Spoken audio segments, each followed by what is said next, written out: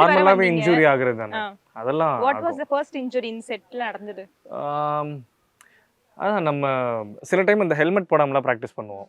அந்த டைம்ல அடிக்கிறது தலையில அப்படி வந்து அடிக்கும். எனக்குலாம் வந்துட்டு இப்படி இப்படி ஒரு சீட் இப்படி கிராஸ் பண்ணி அப்படி பால் ஹாய் சொல்லிட்டு போகுது. என்னடா இப்படிங்கிற மாதிரிலாம் இருக்கும். இப்படி வரணும்னா வராது. சில டைம் இந்த கார்டெல்லாம் போடாம இறங்குவோம். அதெல்லாம் கொஞ்சம் பிரச்சனையா இருக்கும்.